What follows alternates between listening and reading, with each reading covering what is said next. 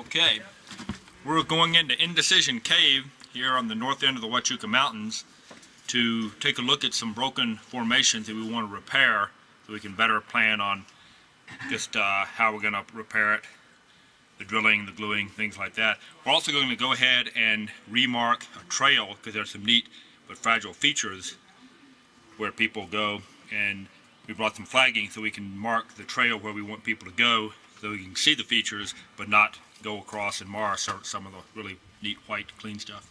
Thank you, sir. Appreciate it.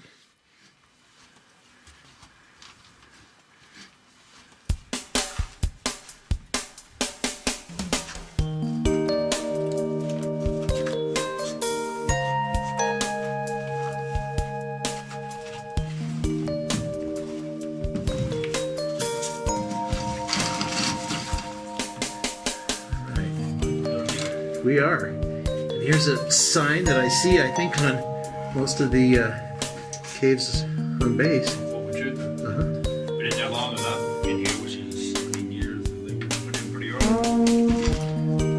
Early 80s.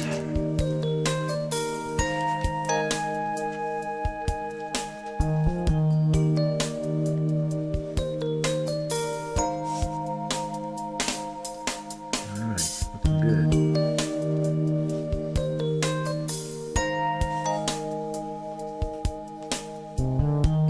What's this, about 40 or so? Yeah. See you down below. All right. We'll be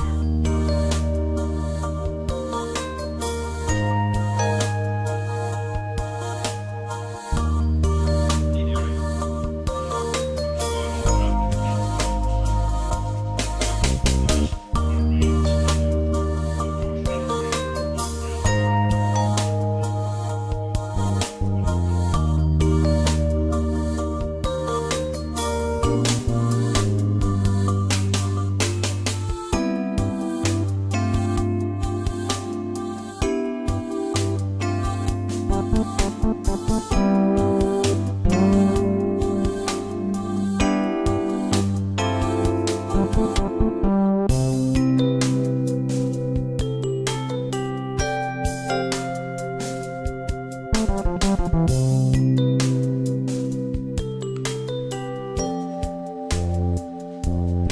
Boy, does my breath show.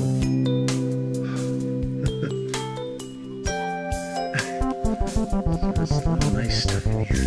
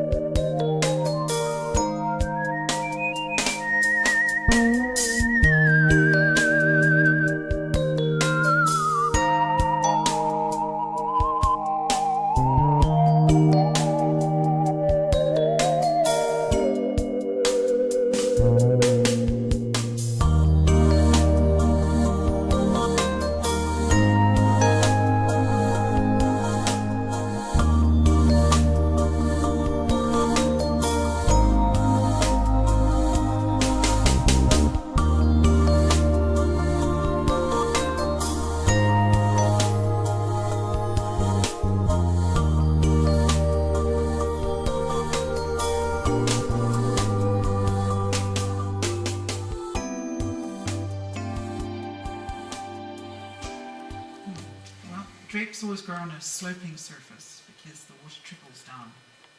And Overhanging, sloping. yeah, overhanging and sloping, both. And so they grow from the bottom, along the bottom edges.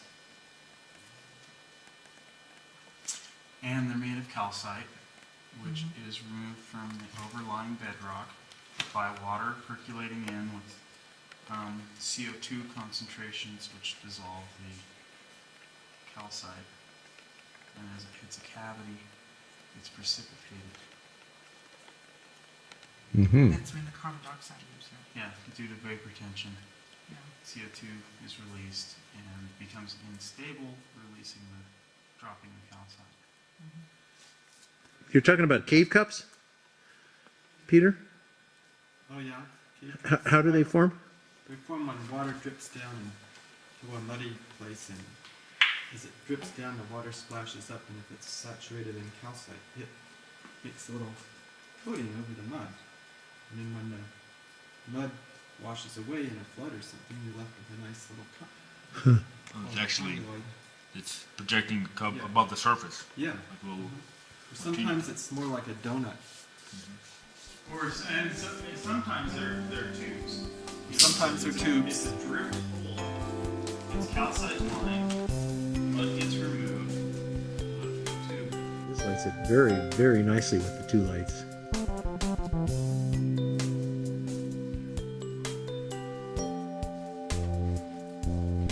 How about if we go up the stall? Oops.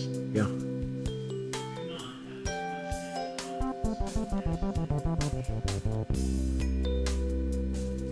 Oops.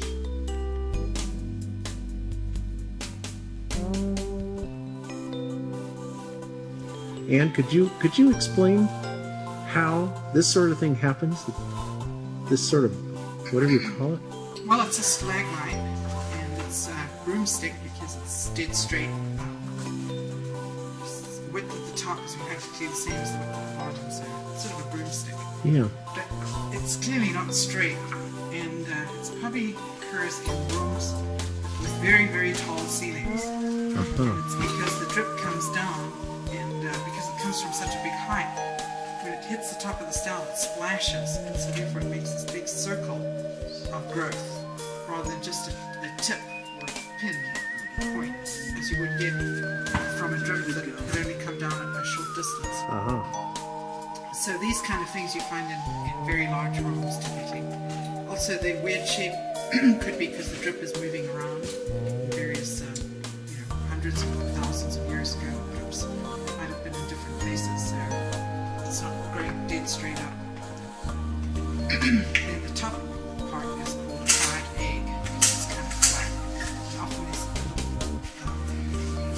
a very small little bump on the top, kind of like an egg yolk.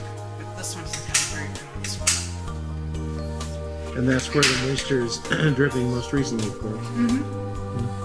Yeah, as the calcite-rich water hits the ground, it will give off carbon dioxide, and calcite will begin to grow.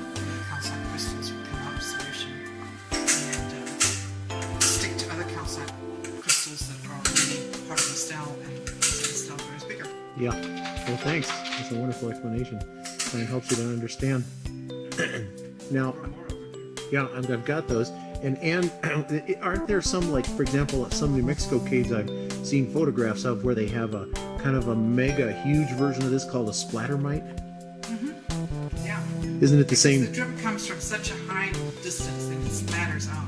Okay. And then the area that it splatters onto grows out, and so you get these sort of fins growing up into the splatter. Uh-huh. And then one fin will shadow another fin, and so the one that's shadowing will grow bigger, and the one that's being shadowed will eventually not grow any bigger. Okay. And so the upper one will get sort of like plants growing, the ones that leaves that are more in the sunlight get bigger, and eventually the leaves that can't get the sunlight shrunk them down. Right. Thanks, Ann.